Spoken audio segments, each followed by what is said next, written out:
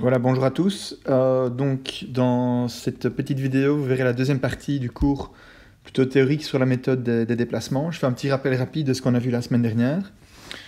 Donc, je vous ai rappelé que la méthode des déplacements en fait, provient du théorème des déplacements virtuels, qu'on va exploiter en disant simplement que quand on est dans une configuration d'équilibre, si on perturbe légèrement cet équilibre, on peut calculer le travail virtuel des forces extérieures, delta W, l'égaler au travail virtuel des efforts intérieurs, delta U.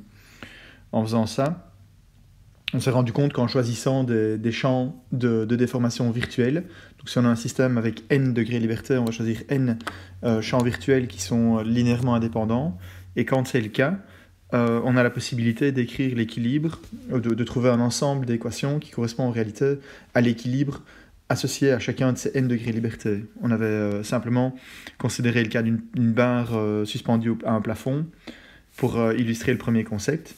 Simplement donc le fait que si on a 2 degrés de liberté, on peut retrouver les équilibres de chacun de ces deux nœuds. C'est ce qu'on a vu la semaine dernière. Et je vous ai validé, l'exemple est simple puisqu'il est isostatique. Je vais simplement valider les résultats qu'on obtient en disant qu'on a les mêmes résultats que ceux qu'on aurait obtenus si on avait utilisé les méthodes d'analyse bien connues. Et vu que la structure est isostatique, l'analyse est relativement simple.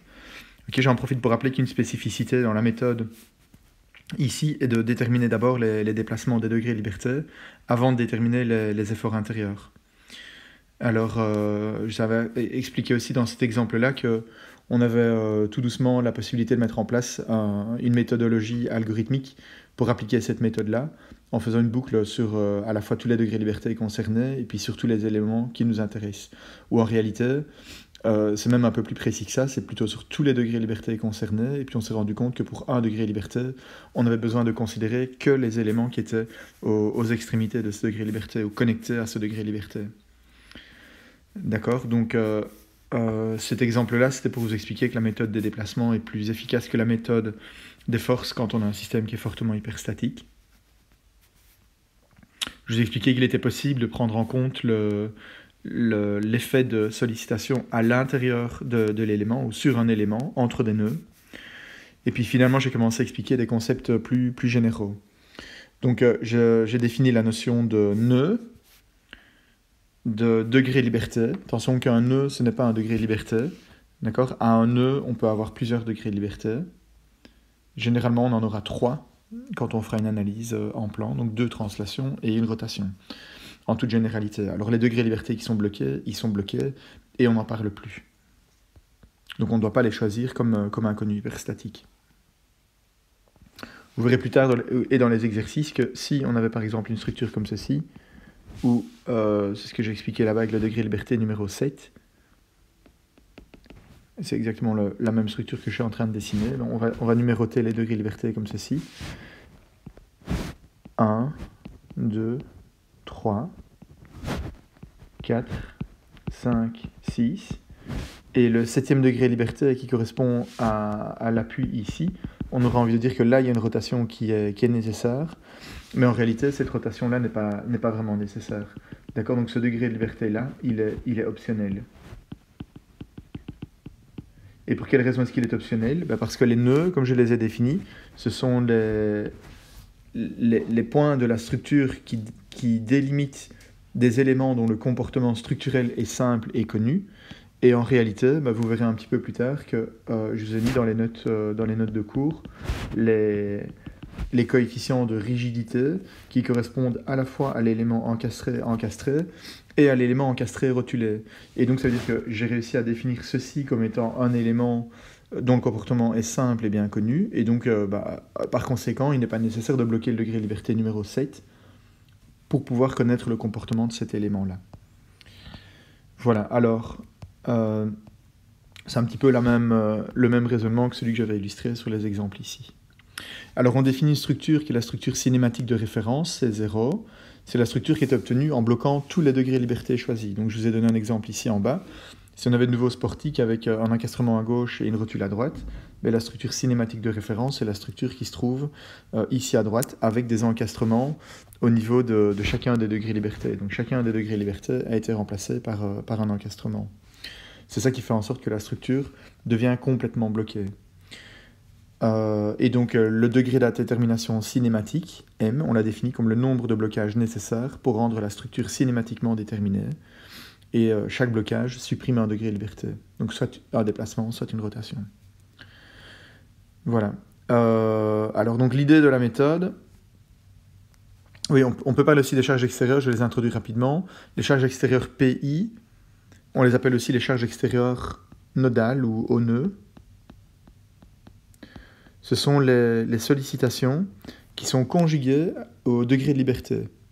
Donc si, par exemple, DI est un des déplacements, donc c'est un des degrés de liberté qui a été identifié, bien là, on aurait une force qui est associée, qui est une charge nodale extérieure, qui est la force appliquée au nœud considéré par ce degré de liberté, et dans la même direction que le degré de liberté qui nous intéresse.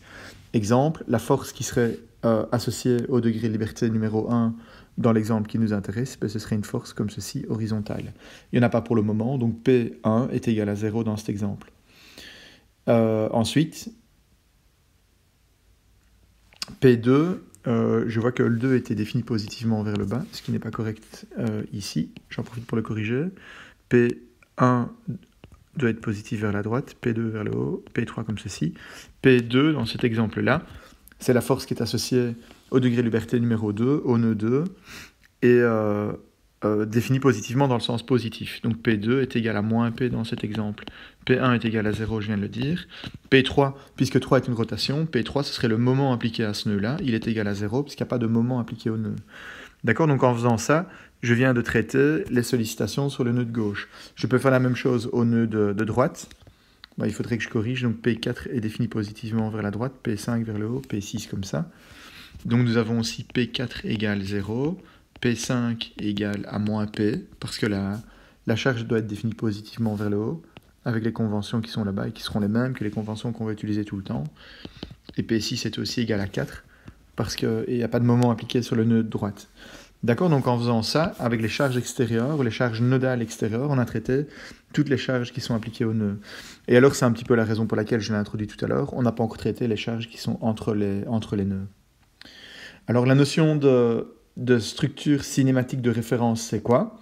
Mais c'est simplement la notion d'une structure, qui est cette structure équivalente ici, et qui en fait est telle que si on regarde les diagrammes d'effort intérieur de la structure sous l'effet de toutes les charges qui sont appliquées, bon, en l'occurrence ici, puisque les deux coins supérieurs droits sont bloqués, la configuration déformée va ressembler à la configuration en gris, d'accord? Et donc on a aussi un diagramme des moments qui correspond à cette configuration-là, avec aucun moment sur les colonnes, puisque c'est encastré et que ça ne bouge pas entre les deux, et avec un diagramme des moments qui va ressembler à ceci.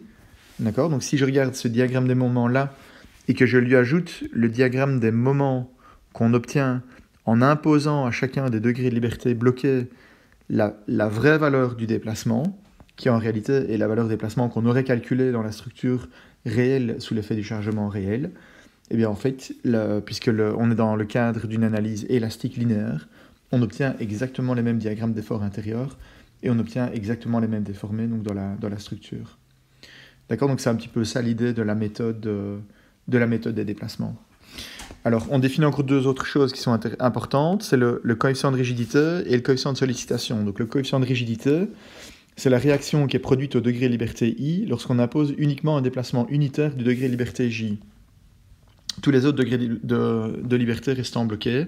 Donc de nouveau, vous retrouverez une similitude avec ce que vous connaissez dans la méthode des éléments finis. Alors, exemple... je vais reprendre notre exemple de tout à l'heure. On a le degré de liberté 1 qui est ici, le degré de liberté 2 qui est là-bas, le 3 ici, le 4, le 5, le 6. Je vais garder pour le moment le 7 comme facultatif. Bien, si j'impose un déplacement unitaire, d'accord, on impose uniquement un déplacement unitaire au degré de liberté J. Donc je vais dire que J est égal à 1. Et si je dis que J est égal à 1, j'impose un degré de liberté unitaire uniquement à ce degré de liberté-là. Donc c'est-à-dire que le point qui se trouve ici se déplace d'une quantité vers la droite, que le nœud ne monte pas parce que j'ai bloqué le degré de liberté 2, que le nœud ne tourne pas parce que j'ai bloqué le degré de liberté 3. Donc là, la déformée doit partir comme ceci. Donc si on regarde ce qui se passe sur la colonne, on va avoir voilà, une déformée comme ceci en double courbure. Le degré de liberté 4 ne bouge pas, le 5 non plus, le 6 non plus. Donc ce point-là reste là. Il ne se passe rien sur la colonne. Et donc en fait, cette barre, simplement, elle se rétrécit. Et donc le coefficient de rigidité KIJ, c'est quoi? C'est la réaction. Donc c'est une réaction qui est produite au degré de liberté I lorsqu'on impose uniquement un déplacement unitaire du degré de liberté J. Donc K11, c'est quoi? Mais c'est simplement la force qui est la force nécessaire à appliquer ici au degré de liberté 1, donc c'est-à-dire vu que c'est le degré de liberté qui correspond au déplacement horizontal du nœud en haut à gauche, c'est une force horizontale à appliquer au nœud en haut à gauche, de manière à avoir un déplacement unitaire vers la droite. Ça c'est K11. Mais alors c'est pas tout, en fait, on voit bien que on a empêché le nœud de tourner, il a été bloqué en rotation. Et donc là, qu'est-ce qu'il va y avoir? Si on n'a pas envie que le nœud tourne, on doit absolument imposer une réaction, donc un moment qui va empêcher que ce nœud tourne. Et ça, c'est quoi? Ce sera K31. Ok, pareil de l'autre côté, on voit bien que par exemple, le K41 n'est pas égal à 0. Et pour quelle raison est-ce qu'il n'est pas égal à 0? C'est parce que tout simplement, il doit y avoir une réaction ici. D'accord, donc cette réaction-là, si je la compte positive vers la droite, on voit bien que la barre est comprimée, la traverse est comprimée. Donc si je la compte positive vers la droite, c'est K41. Et le K41, puisqu'on comprend bien que la barre est négative, la force va vers la gauche, le K41 doit être négatif. Ok, donc ça, ce sont les coefficients de rigidité. Ensuite, on peut parler des coefficients de sollicitation, les KPI. Les KPI, c'est quoi? C'est la réaction qui est produite au degré de liberté I par toutes les forces extérieures non nodales, donc c'est-à-dire appliquées entre les nœuds, lorsque tous les degrés de liberté sont bloqués. Donc on calcule ces coefficients dans la structure cinématique de référence. Exemple, et si je prends le portique comme ceci, je reprends le même, admettons qu'on ait une charge uniformément répartie comme ceci. Et donc qu'est-ce qu'on va faire? On doit calculer, on a les mêmes degrés de liberté, 1, je le note simplement comme ceci, 2, 3, 4, 5, 6. On bloque la structure, donc on travaille dans la structure cinématique de référence, et on trace les diagrammes des moments, ou on calcule les diagrammes des moments qui sont dus aux charges extérieures. Et pareil pour les réactions. D'accord, donc ici, on a une courbure, on a une poutre, on voit qu'on a une poutre encastrée, soumise à une charge uniformément répartie. La valeur du moment vaut moins PL carré sur 12. Moins PL carré sur 12. Et ici, on a plus PL carré sur 24, mais évidemment, on n'en a pas besoin ici. Et alors, qu'est-ce qu'on a d'autre? On a une valeur de la réaction ici. Si ça, c'est P sur une longueur L qui vaut PL demi. Et là, on a une réaction qui vaut PL demi. D'accord? Donc, qu'est-ce qu'on va dire?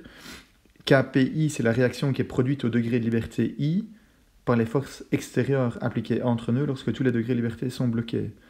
Et donc on voit que ici, au niveau de l'encastrement, on a un moment comme ceci, et on a un moment comme ça. D'accord? Donc à gauche, c'est le degré de liberté 3. On va avoir KP3, il est positif. Donc il est positif, puisque le moment d'encastrement va dans le sens positif des moments. Par contre, vous voyez que le KP6, qui est le moment d'encastrement à droite, qui est un PL carré sur 12 dans le sens horloger, correspond à un moment qui est négatif. D'accord? Donc j'indique moins un PL carré sur 12. Ok, vous voyez qu'avec cette convention systématique pour la valeur positive du moment, on retrouve des choses qui sont un petit peu inhabituelles. Parce que, au sens de la résistance des matériaux, on a le même moment qui vaut moins PL carré sur 12 aux deux extrémités, parce que dans la résistance des matériaux, dans les conventions de la résistance des matériaux, le moment est calculé par rapport à une fibre de référence. Dans la méthode des déplacements, le moment il est calculé par rapport à un sens positif de rotation. Et donc si on se trouve à gauche ou à droite de l'élément, la convention est systématiquement différente de la convention de la résistance de matériaux. C'est la raison pour laquelle on a le Kp3 qui est positif et le Kp6 qui est négatif. Alors que peut-on dire d'autre? Le Kp2 est une réaction qui va vers le haut, donc elle est positive. Le Kp5 est une réaction qui va vers le haut, donc elle est positive. Et elles valent toutes les deux Pl demi. Voilà. Alors, donc le principe de la méthode, il est relativement simple. Qu'est-ce qu'il dit? Il dit que dans la structure cinématique de référence, à chacun des blocages, il existe une série de réactions. On a des réactions qui valent KI, J, UJ pour chaque UJ. Donc qu'est-ce qu'on vient de dire? On vient de dire qu'en fait, KIJ, c'est quoi? C'est la réaction qui est produite au degré de liberté I lorsqu'on impose uniquement un déplacement unitaire du degré de liberté J. Donc c'est ce qu'on a expliqué ici au-dessus. Si j'impose un déplacement unitaire du degré de liberté 1, je vais créer des réactions un peu partout. Mais ça, je peux le faire en fait pour tous les degrés de liberté. Donc je peux dire la même chose pour le degré de liberté 2, pour le degré de liberté 3, etc. etc. Et donc pour l'ensemble de tous ces degrés de liberté UJ, je vais créer un ensemble de réactions qui sont des KIJ, UJ. Puisque KIJ, c'est quand on impose un déplacement unitaire. Si le déplacement n'était pas unitaire, je dois multiplier KIJ par la valeur de UJ, et ça nous donne réellement la valeur de la réaction. Ok, les UJ, je souligne qu'ils sont toujours inconnus à ce stade-ci.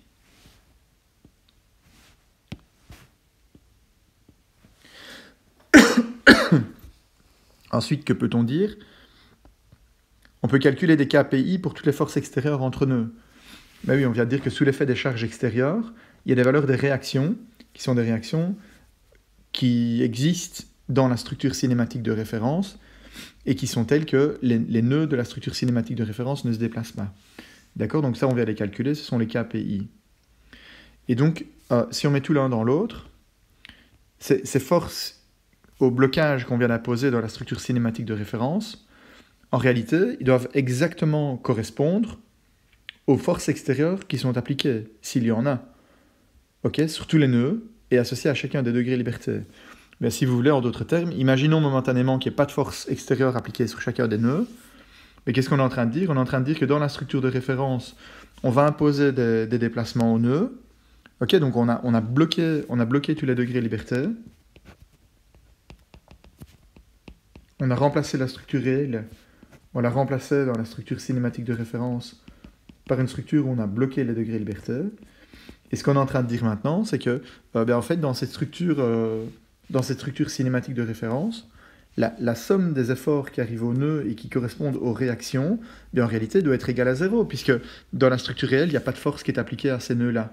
D'accord? Donc, si on écrit simplement que la somme des KIJ, UJ et KPI est égale à 0 s'il n'y a pas de force nodale, pour quelle raison? Parce qu'en réalité, les UI doivent être choisis de manière à ce que les réactions qu'on va faire apparaître ici au niveau des blocages additionnels sont en réalité nulles. Et s'il y a des forces qui éventuellement étaient appliquées sur ces degrés de liberté-là, les valeurs de ces réactions devraient exactement correspondre aux forces qui sont appliquées sur ces degrés de liberté. Et en écrivant ça, on arrive à un système d'équations qui va nous permettre de déterminer les valeurs des déplacements au niveau de chacun des degrés de liberté. Donc on peut déterminer les valeurs de U égale à K-1 fois P moins Kp.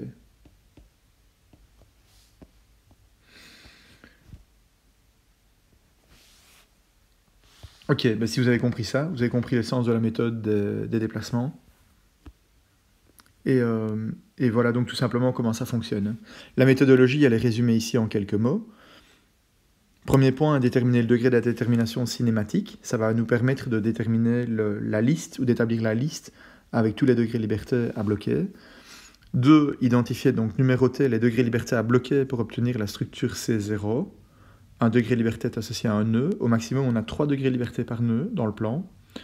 Et les éléments qui partagent les mêmes nœuds partagent les mêmes degrés de liberté. D'accord? Donc la notion de degré de liberté, c'est quelque chose qui est associé à un nœud et pas à un élément. Ensuite, étape numéro 3, on impose un déplacement unitaire à chacun des degrés de liberté en les considérant les uns après les autres, de manière à obtenir la matrice des coefficients de Redor. On appelle ça aussi la matrice de raideur de la structure, ok?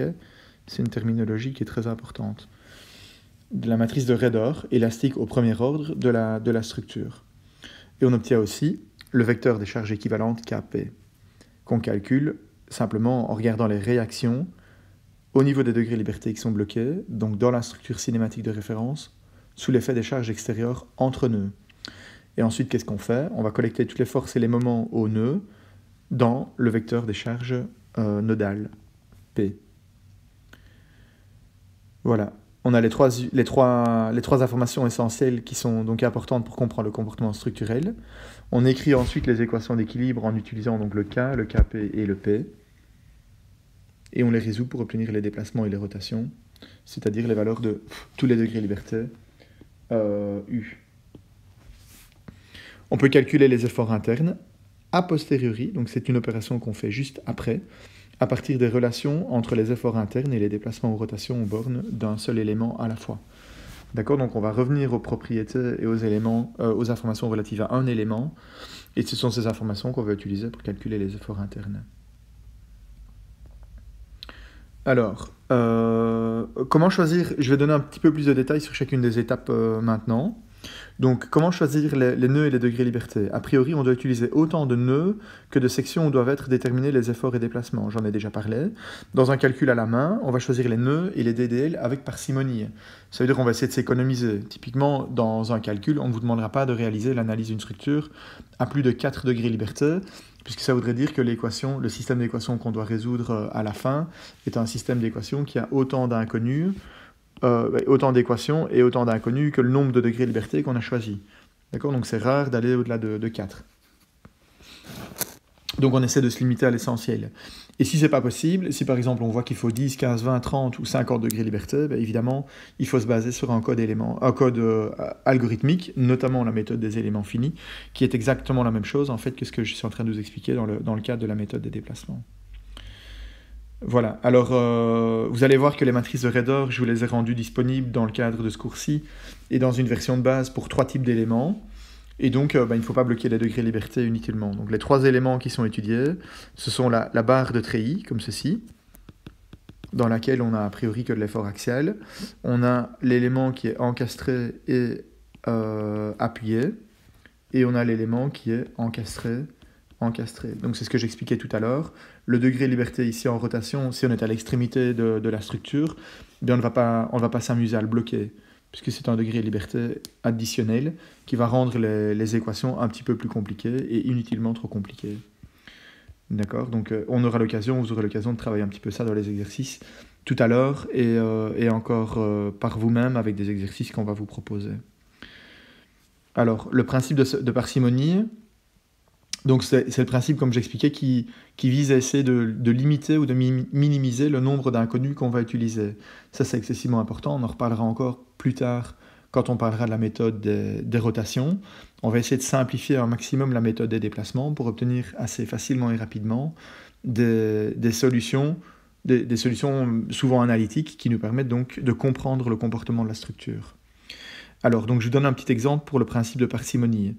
Admettons, c'est une hypothèse, que EA est infini sur les poteaux. Donc on suppose que la section droite des poteaux est suffisamment grande, ou bien que l'effort, si vous voulez, dans les poteaux est trop petit, que pour pouvoir considérer la déformabilité d'effort axial sur les poteaux. Donc ça veut dire quoi? Ça veut dire que la traverse ne se déplace pas verticalement. Mais pour quelle raison? Parce que si cet élément-là est inextensible, mais il est impossible que l'élément qui se trouve au-dessus se déplace vers le haut. Ok, bien sûr, c'est hors de question. Pareil pour ce nœud-là, il est impossible qu'il se déplace vers le haut. Ok, donc ça veut dire quoi? Ça veut dire que si vous voulez regarder la cinématique des 2 nœuds qui sont les nœuds d'extrémité de la traverse, mais ces deux-là ne peuvent que se déplacer vers la droite et ne peuvent que tourner. Il est impossible qu'ils se déplacent verticalement. Si en plus on suppose que EA est infini sur la traverse, d'accord, donc sur cet élément-ci, E1 égale à l'infini, eh bien, qu'est-ce qu'on peut dire? On peut dire que la traverse est inextensible, et donc le déplacement horizontal de chacune de ces 2 extrémités, les déplacements horizontaux de chacune de ces 2 extrémités sont les mêmes. Et donc nécessairement, on doit avoir le même U1 ici que le U1 là-bas. D'accord? Donc c'est une conséquence de... Ça, c'est une conséquence du fait qu'on ait choisi EA égale à l'infini sur la traverse. Et donc s'il fallait compter le nombre de degrés de liberté de cette structure, eh bien on a simplement un degré de liberté qui correspond à la translation de la traverse, et puis après, il y a le degré de liberté U2 et le degré de liberté U3 qu'on doit conserver. Et si on vous donne les valeurs de ces 3 degrés de liberté, alors vous êtes capable de reproduire la configuration déformée de la structure. Ok, exemple, admettons qu'on connaisse U1. U1, le voilà, il est là. Je dois le reporter la même quantité ici parce que la traversée est inextensible. Admettons que vous connaissiez U2, donc on connaît la rotation au niveau de ce nœud-là. Admettons que vous connaissiez U3. Là, je suis en train de dessiner des choses qui n'ont a priori peut-être rien à voir avec le chargement imposé. Simplement pour vous dire que on regarde uniquement la structure pour le moment et pas le chargement. Mais si on connaît l'ensemble de ces valeurs-là, eh bien en fait, on a toutes les informations nécessaires pour représenter la déformée de la structure. Là, on sait qu'on doit arriver comme ceci. De l'autre côté, on a une rotule. Et là, on a le haubans, ou le câble de haubanage. Ok, bon, je ne sais pas a priori à quelle sollicitation correspond la déformée que je viens de dessiner, mais simplement c'est pour vous illustrer le fait que si on connaît les valeurs des 3 degrés de liberté, alors on est capable de tracer l'entièreté de la configuration déformée. Ok, donc ce principe de parcimonie nous a permis donc de simplifier les choses, puisque a priori on aurait dit quoi? On aurait peut-être dit, là il y a un degré de liberté, là il y en a un, là il y en a un, donc ça fait 1, 2, 3, et puis après là on aurait dit 4, 5, 6, et puis on aurait peut-être dit 7, et puis éventuellement pour compléter, on aurait peut-être pu dire 8 si on voulait ici. Et donc vous voyez qu'au lieu d'avoir un système de 8 équations à 8 inconnues, grâce au principe que je viens d'énoncer, et à l'analyse que je viens de faire, on peut diminuer à un nombre qui est bien plus petit, un nombre d'inconnus qui est bien plus petit, et donc évidemment c'est intéressant.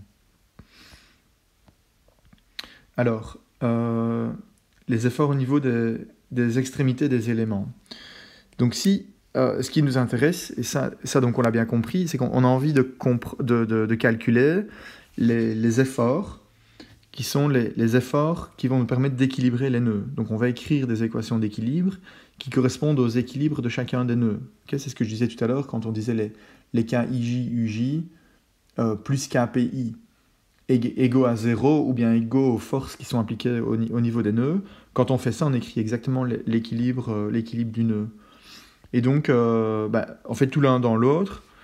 Ce qu'on doit faire, c'est déterminer, venant d'un élément, tous les efforts qui s'appliquent sur un nœud. Donc le F1, F2 et M3 dans ce cas-là. On fait la même chose avec l'élément qui est l'élément à l'autre extrémité du nœud, enfin l'autre élément qui est connecté à ce nœud-là. On va avoir des efforts intérieurs qui proviennent de cet élément-là.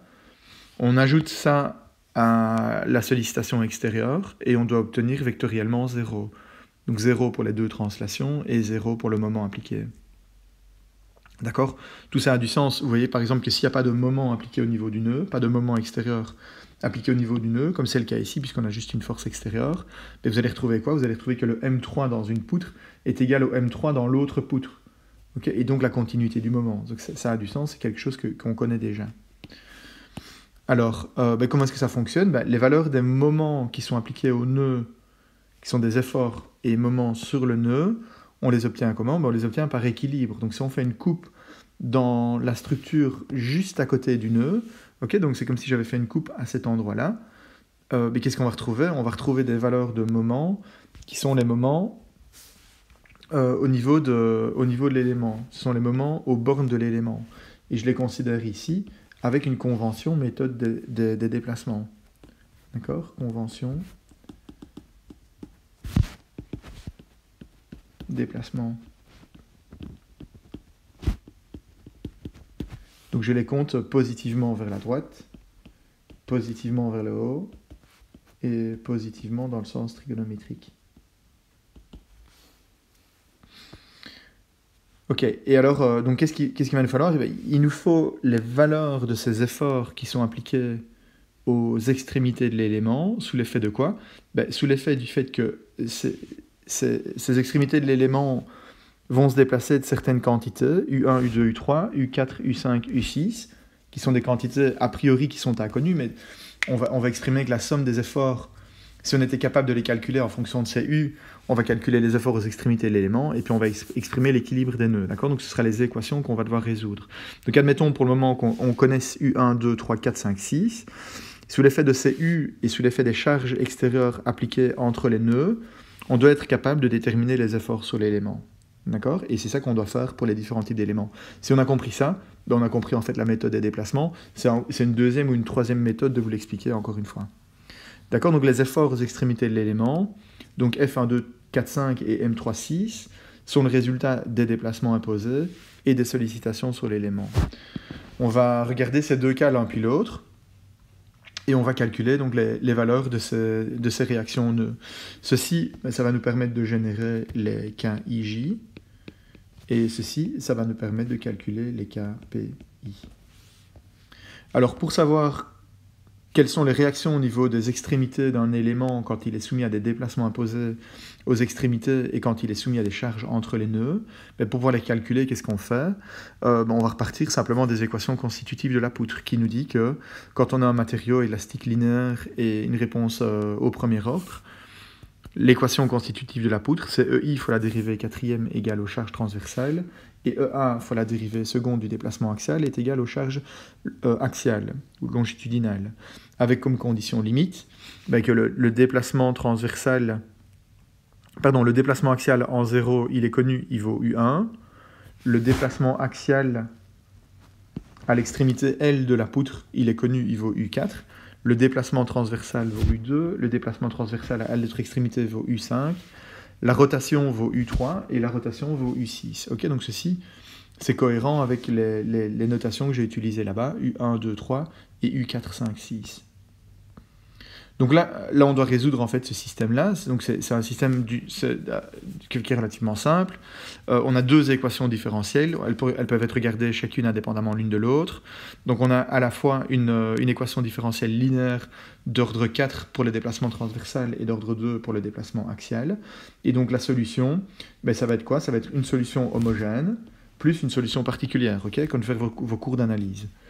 Alors qu'est-ce qu'on fait ici? On va essayer de choisir les coefficients. Normalement, vous savez bien que on doit trouver la solution du problème homogène qui va faire apparaître, si on résout une équation d'ordre 4, qui va faire apparaître les 4 constantes d'intégration. On ajoute ensuite une solution particulière, c'est comme ça qu'on vous l'explique, je crois. Et puis seulement et uniquement que tout ça est fait, on considère les conditions limites pour déterminer les 4 constantes d'intégration. Et nous, on va faire un tout petit peu différemment ici, mais vous allez vous rendre compte que c'est exactement la même chose.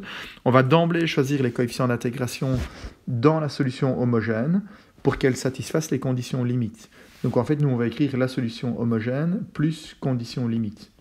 Et qu'est-ce qu'on va dire ensuite? Puisque les conditions limites sont vérifiées pour la solution homogène et qu'on a envie qu'elles soient vérifiées pour la solution complète, il faudra aussi que les conditions limites soient vérifiées pour la solution particulière. Des conditions limites nulles, plutôt, pardon. Conditions limites nulles. Ok, donc égal à 0. Ok, donc je travaille d'abord la solution homogène, puis la solution particulière. Vous voyez que puisqu'on a une équation d'ordre 2 pour les déformés axiales, la solution sera linéaire. Et puis on a une solution d'ordre 4 pour les dérivées transversales. Donc la solution sera cubique. Et alors, si on écrit les solutions de ces équations-là, elles sont somme toute assez simples. On va trouver que U est égal à U1 H1 plus U4 H4. Ok, tout calcul fait. Avec H1 et H4, les deux fonctions qui sont données ici en dessous. 1 moins S sur L et S sur L. On se rend compte effectivement qu'en faisant ça, la solution elle est bel et bien linéaire et elle satisfait aussi les conditions limites. Exemple, U de 0, je le calcule ici. Exemple, U de 0 est égal à U1 fois H1 de 0 plus U4 H4 de 0. Ça va nous donner U1 fois 1 plus U4 fois 0. égale U1. La condition limite est bien vérifiée. Vous pouvez faire la même chose pour U de L et vous rendre compte que vous avez en fait la même chose.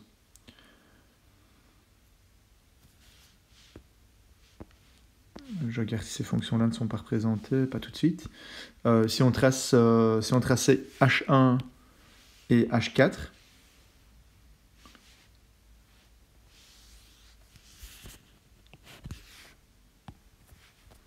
S entre 0 et L, H1, mais vous voyez que l'expression donc de l'équation de H1 qui est donnée en dessous, ici, 1 moins S sur L, c'est une fonction qui est linéaire et qui fait ceci. Donc elle part de 1 quand S est égal à 0, et elle arrive à 0 quand S est égal à L. Et si je trace maintenant l'autre, H4 est égal à S sur L, donc c'est la fonction qui est représentée par la courbe en rouge. Et là, vous voyez qu'en fait, je ne fais rien d'autre qu'une interpolation. C'est une interpolation linéaire.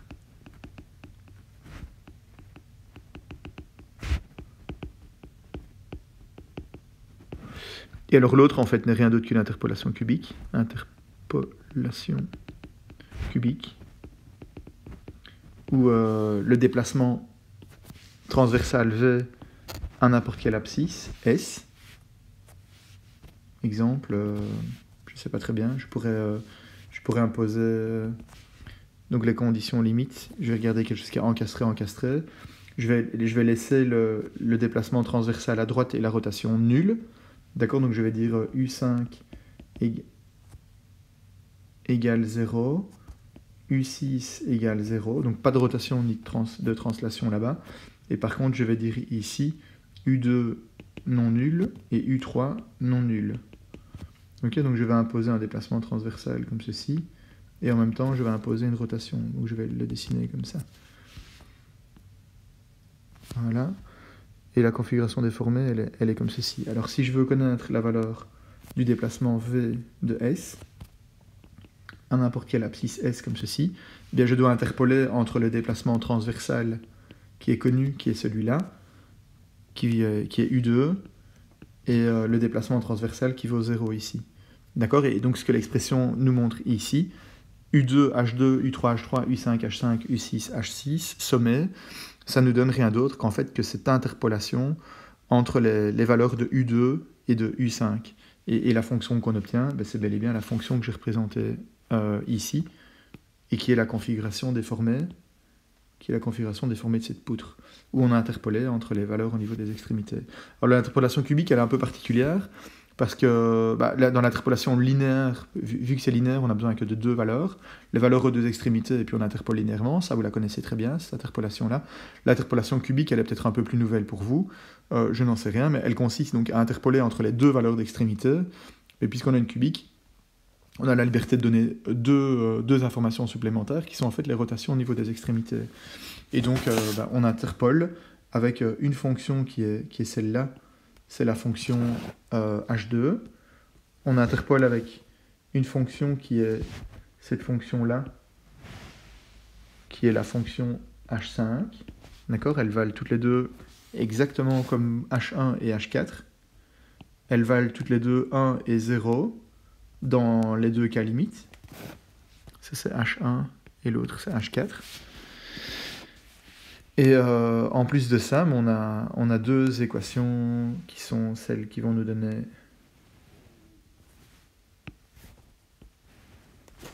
H3 et H5 dans l'autre sens. Voilà. Pardon, H6. Qui sont donc les deux autres fonctions d'interpolation qui vont nous permettre donc de construire cette interpolation cubique. Ok, et alors, les formes de ces équations ne viennent pas de n'importe où, évidemment, elles viennent de la forme canonique du problème qu'on est en train de résoudre, et donc des équations constitutives, je le rappelle. Ok, et les expressions analytiques de ces fonctions-là, elles sont données ici. Ce sont en même temps les premiers polynômes de Hermite. Sur le plan mathématique, c'est quelque chose qui est bien connu depuis vraiment déjà très très longtemps. Alors, les efforts internes, après, qu'est-ce qu'on doit faire? Puisque vous vous souvenez que ce qu'on essaie de faire, c'est de calculer, pas de calculer la déformée, mais de calculer les valeurs de F1, F2 et M3, là-bas. On les obtient comment? Une fois qu'on connaît les déformées, les efforts internes, on les connaît simplement par la définition de la résistance du matériau. Donc, moment, par exemple, c'est EI fois la courbure, ou bien en utilisant le théorème du déplacement unité. Je peux vous en montrer un, par exemple. Admettons qu'on a envie de calculer le moment M3. Le moment M3, c'est EI fois V secondes. Donc M3 est égal à EI fois V secondes. Et donc c'est EI fois V secondes, c'est ce qui est exprimé là-bas. U2, H2, U3, H3, etc. Donc ça va être U2 fois H2 secondes plus U3 H3 secondes plus U5 H5 secondes, U6 H6 secondes. Alors si je veux, par exemple, et donc tout ça évalué en S égale 0, parce que moi ce qui m'intéresse c'est le moment M3. Si on avait voulu le moment S6, c'est idem en S égale L. D'accord, donc je vais devoir calculer la dérivée seconde de H2 en 0, la dérivée seconde de H3 en 0, la dérivée seconde de H5 en 0, H6 en 0, etc. Les expressions sont là en dessous. Je vais les copier pour avoir plus facile. Voilà. Alors, H2 secondes de 0. Donc on voit que le 1, quand on dérive ici, va disparaître. Quand on dérive ceci une première fois, on va avoir 2 fois 3. Ça fait 6. Il va nous rester donc moins 6 S sur L fois encore 1 sur L. Et puis on doit dériver encore une fois. Donc il va nous rester moins 6 sur L carré. Si on l'évalue en 0, ça fait la même chose. H3 secondes de 0. Mais ce terme-là va disparaître après avoir dérivé 2 fois. Ce terme-là va rester, il va nous rester des S si on dérive 2 fois, mais vu qu'on l'évalue en S égale 0, ce terme-là va disparaître, et donc il va nous rester uniquement ce terme-ci. Et ce terme-là, il va nous donner quoi? Il va nous donner moins, donc 2 fois 2, 4, sur L. Le H5 secondes de 0. De nouveau, je regarde le terme qui se trouve ici. Il va nous donner plus 2 fois 3, 6 sur L carré. Et le H6 en 0, il va nous donner, c'est ce terme-là qui m'intéresse, moins 2 sur L.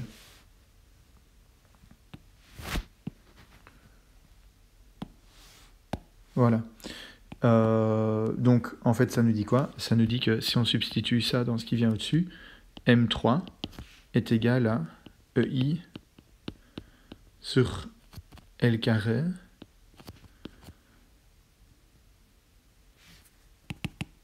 je vais écrire différemment.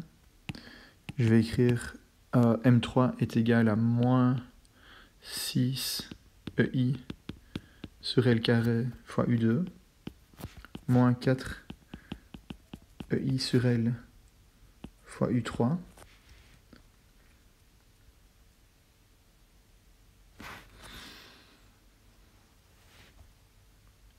plus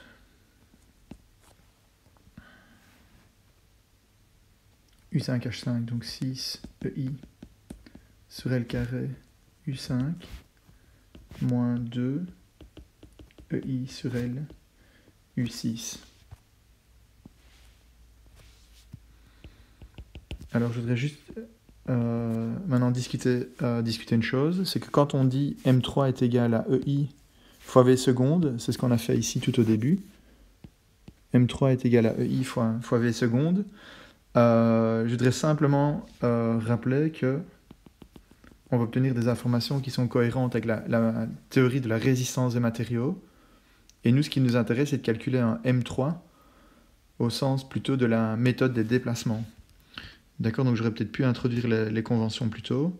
il est positif ce M3 dans ce sens-là, dans la méthode de la résistance de matériaux. RDM, pareil ici, RDM. Et par contre, dans la méthode des déplacements, le M3 il est compté positivement comme ceci. Et il est compté positivement comme ceci. D'accord? Donc ça va avec ce que je disais tout à l'heure. Vous voyez que là, à gauche, on doit faire attention, on doit changer le signe. Par contre, à droite,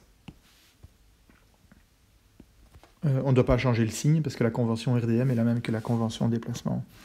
D'accord? Donc, je vais juste faire la modification à travers ceci. Donc, M3 est égal à moins EI fois V seconde de 0. Je vais laisser le moins ici. Là, idem, mais avec un plus. Et donc, ici, qu'est-ce que je vais faire? Je vais simplement mettre un moins là-devant, tout ça. On a une manière pour ne pas se tromper, hein, pour voir si le résultat qu'on obtient il est correct. C'est de regarder quand on écrit ceci. Vous pouvez le faire comme exercice pour tous les degrés liberté, c'est peut-être pas une mauvaise chose. C'est de regarder le signe du coefficient qui va venir devant le degré liberté associé. Alors, j'ai terminé de recopier. Donc, moins 6EI sur L carré U5 plus 2EI sur L U6.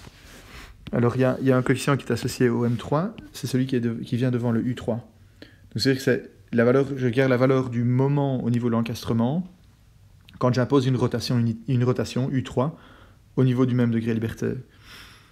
Et le coefficient qui vient là-devant doit systématiquement être positif. Pour quelle raison? Parce que si on veut faire tourner d'une quantité unitaire, il faut absolument appliquer à cet endroit-là un moment qui est positif, qui va dans le même sens que le sens dans lequel on voudrait avoir cette rotation. D'accord? Donc c'est une bonne vérification à faire.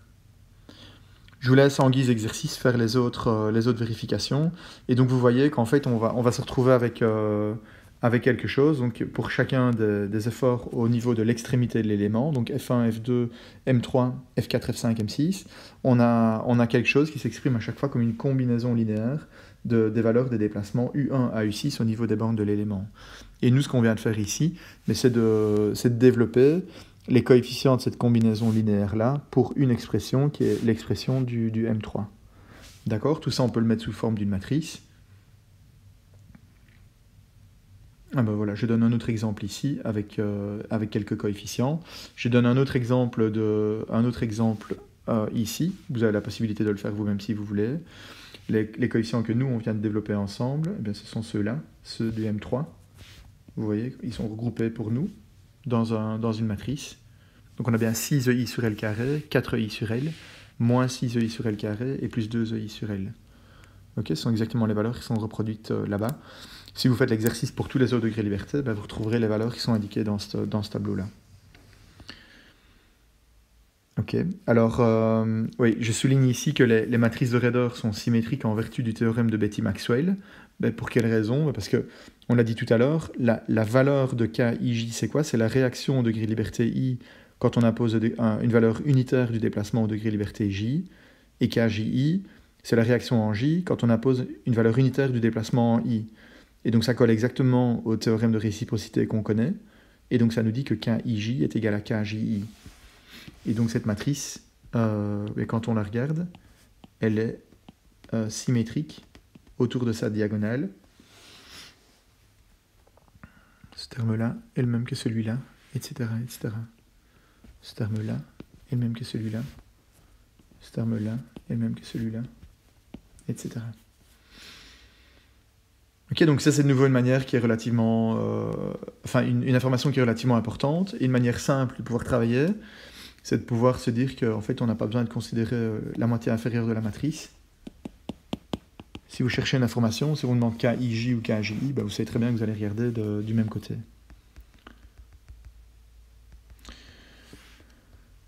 Ok, donc ça c'était pour la solution homogène. Et donc la solution homogène nous dit que les efforts aux bornes de l'élément, elles s'obtiennent simplement comme ces combinaisons linéaires des valeurs des déplacements imposés. Ensuite, la solution particulière. La solution homogène, elle satisfait les conditions limites, donc la solution particulière, elle doit être calculée en bloquant tous les degrés de liberté. Donc avoir des valeurs nulles des conditions limites. Donc si on considère 3 degrés de liberté par nœud, on va calculer systématiquement les valeurs des diagrammes des moments ou des réactions d'appui ou des efforts aux extrémités de l'élément dans la configuration complètement bloquée, donc encastré. Exemple, si on a une charge à mi-longueur sur l'élément, la structure a tendance à se déformer comme ceci. Voilà. Là, on voit qu'on doit appliquer, pour la conserver dans cette configuration-là, on va essayer de dessiner ça de manière un peu plus propre.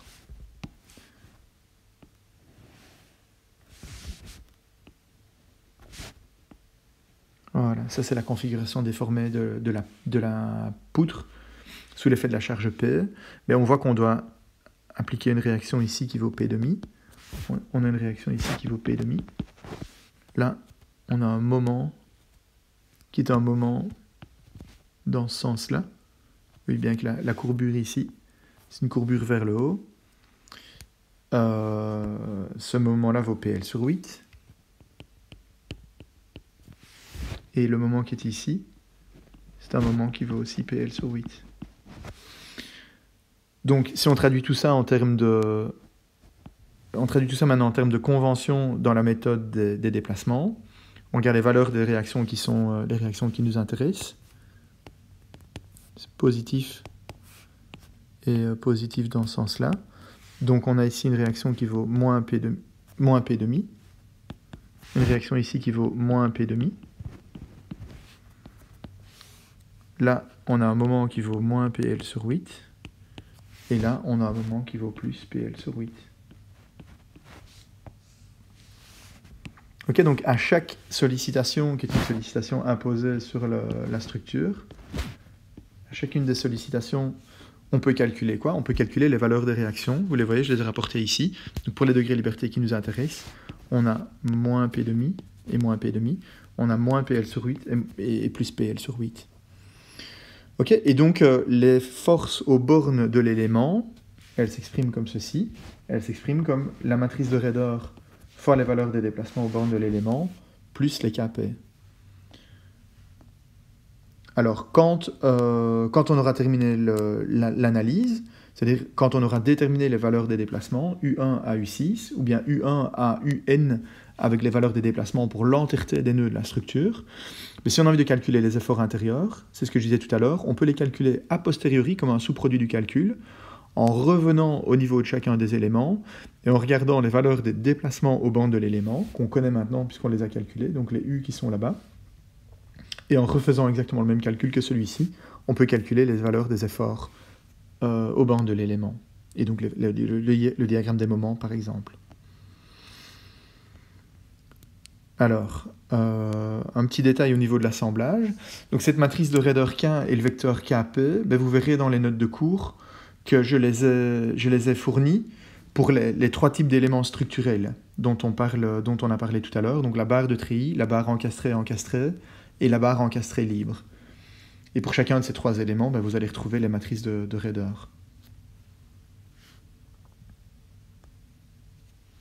Je vais voir si je les vois tout de suite.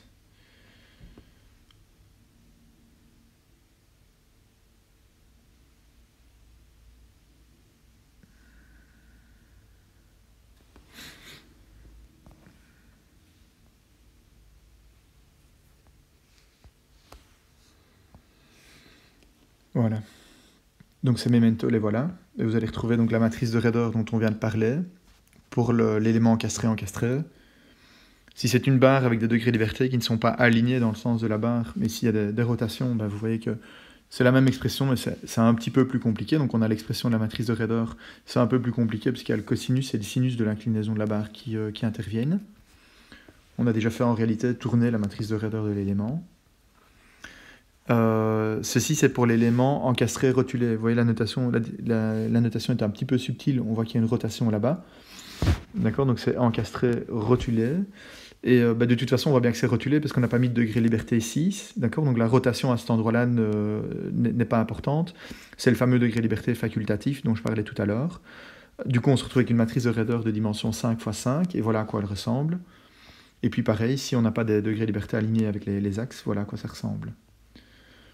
Et finalement, vous devez avoir, je ne l'ai pas mis ici, mais vous l'avez dans les notes de cours. Ah mais non, la voilà ici. Vous avez la même barre, la même matrice de raideur qui correspond à la barre de treillis, et pour laquelle on n'a que 2 degrés liberté. Pour quelle raison? Parce que le degré liberté transversal ici est associé à une raideur nulle. Vous voyez bien que c'est un mécanisme par rapport à un déplacement transversal. Pareil par rapport à la rotation, c'est un degré liberté qui ne nous intéresse pas. Donc on n'a que 2 degrés liberté. Si par contre, voilà, on décidait malgré tout d'ajouter les degrés liberté qui correspondent aux déplacements transversaux, mais dans un degré de liberté qui correspond à un déplacement transversal ici, mais vous voyez bien qu'on n'a absolument aucun effort, on n'a aucun effort à faire pour imposer un déplacement unitaire du degré liberté 2.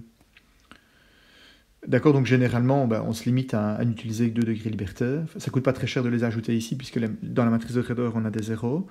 Il faut juste faire attention que ça risque de vous jouer des tours quand vous essayez d'inverser une matrice nulle à l'arrivée. Donc ça, on peut en rediscuter avec quelques exemples à la clé. Et si par contre la barre était inclinée, alors là, il est impératif d'utiliser les 4 degrés de liberté dans ce cas-là, parce qu'effectivement, on voit bien que si on donne un déplacement unitaire U1, comme ceci, la barre se raccourcit, et donc il y a des efforts à imposer, ou des efforts qui prennent naissance dans la barre. Voilà, donc ceci, ce sont les tableaux qu'on va utiliser pour les matrices de raideur.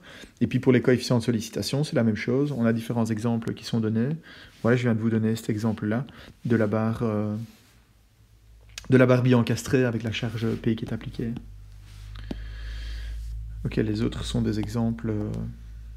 des informations dont vous aurez besoin dans le cadre des cours. Et donc, vous avez pour tous ces éléments-là, donc de nouveau une colonne pour la barre encastrée. Vous avez une colonne pour la barre encastrée rotulée. Et en fonction du type de sollicitation que vous êtes en train de regarder, ce tableau-là va vous donner les valeurs des charges équivalentes au nœud.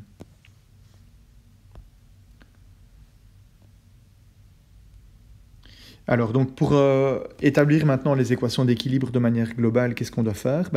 On doit établir la matrice de raideur K et le vecteur Kp pour chacun des éléments. Et puis après, on va établir la matrice de raideur K globale et le vecteur Kp global en assemblant. Pourquoi est-ce qu'il faut assembler? Parce que tout simplement, les efforts qui sont les efforts qui s'appliquent au nœud ici, on va avoir des efforts F1, F2, M3 qui viennent de l'élément 1, et puis on a la même chose qui vient de l'élément 2. Et donc on vient de dire que F1, F2, F3, c'était la matrice de raideur de l'élément 1, ou de l'élément E, fois le U de cet élément-là, et ça va nous donner les efforts intérieurs, plus 1 Kp de l'élément E. Ça va nous donner les efforts dans l'élément E. On va avoir la même chose pour un autre élément. Et donc, ce qu'on doit faire, c'est assembler les efforts qui viennent de tous ces éléments-là. Et ça se réalise en assemblant les matrices de raideur pour chacun des degrés liberté. Et donc, qu'est-ce qu'on fait? On va imposer un déplacement unitaire à chaque degré liberté, en les bougeant un à la fois, et en gardant tous les autres bloqués et égaux à 0. Et on va calculer les réactions globales sur l'entièreté de la structure qui sont nécessaires pour maintenir chaque DDL en place. Pareil, on calcule les forces nécessaires pour maintenir tous les DDL en place sous l'effet des charges entre les nœuds. D'accord, donc d'abord sous l'effet des déplacements, U, ça va nous donner les K, et puis sous l'effet des forces entre nœuds, ça va nous donner les Kp. Vous aurez l'occasion de faire des exercices et de vous entraîner avec quelques exercices. Je vais vous donner un exemple quand même malgré tout. Donc, c'est important ceci. Lorsqu'on applique un déplacement à un degré liberté, on doit regarder toutes les barres qui se déforment. Et alors, qu'est-ce qu'on peut dire aussi? Si les DDL I et J appartiennent à des nœuds qui ne sont pas reliés par une barre ou par une poutre, alors K et J est nul. Ça veut dire qu'aucune barre ou aucune poutre ne contribue à cette raideur et donc à cet élément de la matrice. Je vais donner un exemple 2, c'est plus facile. Donc, je reviens sur l'exemple qui nous intéressait tout à l'heure. C'était celui où on avait décidé de mettre uniquement 3 degrés liberté pour la raison du principe de parcimonie. C'est un peu spécifique comme exemple parce que vous allez voir dans la plupart des exemples que vous allez faire en TP et ceux même que vous allez faire à l'interro, généralement un degré liberté unitaire ne correspond, généralement je le dis, ne correspond qu'à un seul nœud. Et ici, on voit bien qu'on impose une valeur unitaire du degré liberté, mais cette valeur, elle est associée à 2 nœuds. Ça veut dire qu'on a deux éléments ou 2 colonnes ici qui se déforment, alors que normalement, si on avait bloqué le nœud de droite, s'il avait été bloqué, la colonne ne serait pas déformée, d'accord? Donc c'est un peu particulier déjà ce que je vous explique, mais ça vaut la peine de l'utiliser pour bien comprendre. Vous ferez des exercices qui seront plus simples que ceci un petit peu plus tard. D'accord? Donc si j'ai envie de comprendre ce qui se passe dans ce cas-là, je dois regarder dans le cadre de la structure que je vois ici, quel est l'effort à appliquer dans la direction 1 pour pouvoir imposer un déplacement unitaire dans cette direction-là. Et donc, qu'est-ce que je vois? Je vois une poutre ici, qui est une poutre encastrée, rotulée, avec un déplacement transversal d'une de ces 2 extrémités, et je vois une poutre encastrée avec un déplacement transversal d'une de ces 2 extrémités. Et donc ça, c'est exactement comme si je le tournais de 90 degrés, c'est exactement comme si j'avais la poutre encastrée, rotulée comme ceci, où j'impose un déplacement unitaire. Dans ce cas-là, j'ai une déformée qui ressemble à ça. Et la poutre encastrée, à laquelle j'impose un déplacement unitaire, et j'ai une déformation qui ressemble à ça. D'accord? Donc ces 2 raideurs-là, je dois les ajouter. Donc je vais aller voir dans le memento. Je vais prendre d'abord la poutre encastré, et vous voyez que ce qui m'intéresse, c'est exactement ceci, c'est le 2, 2, donc l'élément 2, 2, le voilà, 12 EI sur L cube. Qu'est-ce que je vais faire ensuite? Je prends la poutre encastrée rotulée, le degré de liberté qui m'intéresse, de nouveau c'est le 2, on a une déformée qui ressemble à ça, et je vais lui ajouter 3 EI sur L cube. Donc ça veut dire que, à cause des déformations dans les colonnes, eh bien j'ai une raideur de 15 EI sur L cube. En plus de ça, qu'est-ce qu'il y a? En plus de ça, il y a une élongation de la barre qui se trouve ici à gauche. Et donc, qu'est-ce que je vais aller faire? Je vais voir dans la table qui correspond à la barre de treillis, comme ceci. J'ai un degré liberté qui est ce degré liberté là. Et je voudrais connaître la raideur associée à un déplacement unitaire là-bas. Donc, je vais revenir sur la barre. Je vais prendre la solution générique, qui est la solution ici encadrée en dessous. Et le degré liberté qui m'intéresse, c'est le degré liberté 3. D'accord, donc je vais aller lire l'élément 3, 3. Donc c'est le cos carré fois E1 sur L. Alors si alpha est égal à pi sur 4, ou 45 degrés, le cos de alpha est égal à racine carrée de 2 sur 2, et donc le cos carré est égal à 1 demi. Et la longueur de la barre, donc c'est E1 sur L. Donc c'est E1 sur L sur 2. Alors je vais simplement vous dire que, je vais revenir de l'autre côté plutôt, la longueur de la barre, donc c'est E1 sur L, et la longueur de la barre, c'est racine carrée de 2 fois L, où L est cette longueur-là. Donc ça, il ne faut pas se tromper évidemment. L, c'est cette longueur-là. Alors ensuite, qu'est-ce qu'on peut regarder? On peut regarder le cas 1,2. Le cas 1,2, c'est quoi? K12, c'est la valeur du moment de réaction à cet endroit-là. Quand j'impose, ou bien je devrais plutôt écrire K21 en réalité, mais bon, on sait que ce sont les mêmes. Quand j'impose un déplacement unitaire au degré de liberté de droite. Et le K13, ce sera la même chose, mais à droite. Ok, donc qu'est-ce que je dois faire? Je dois regarder, pour le K12, je dois regarder la valeur du moment de réaction qui est ici. Et pour le K13, la valeur du moment de réaction qui est là-bas. On voit bien que les 2 moments sont positifs. Pour quelle raison? Parce qu'il y a une courbure ici qui est une courbure vers le bas, et on voit qu'elle est associée à un moment positif. Là-bas, on voit qu'on a une courbure vers le bas, et elle est associée à un moment qui est un moment positif. D'accord? Donc, je vais simplement retourner dans les tables, en allant voir dans les tables ici. Ce qui m'intéresse, c'est le cas U2, U3. D'accord? Et le cas U2, U3, je vais lire dans la 2e ligne et la 3e colonne, ou bien de l'autre côté, c'est pareil.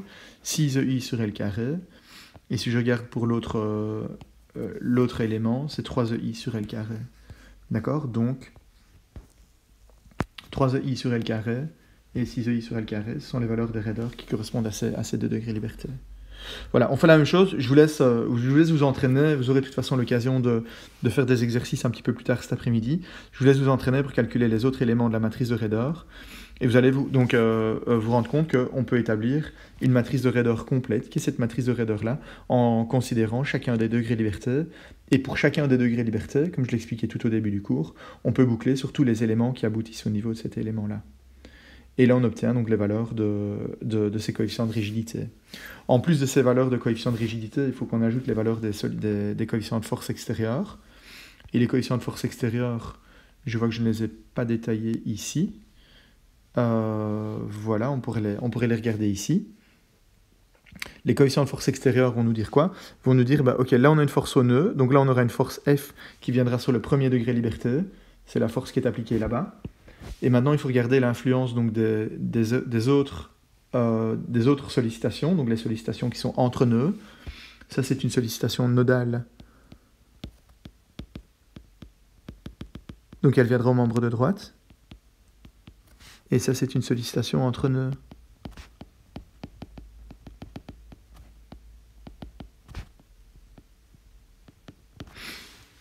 Et donc voilà, sous l'effet de la force F, quand on bloque tous les degrés liberté, qu'est-ce qu'on va avoir? Les rotations sont bloquées, et donc on va avoir une déformée qui ressemble à ceci.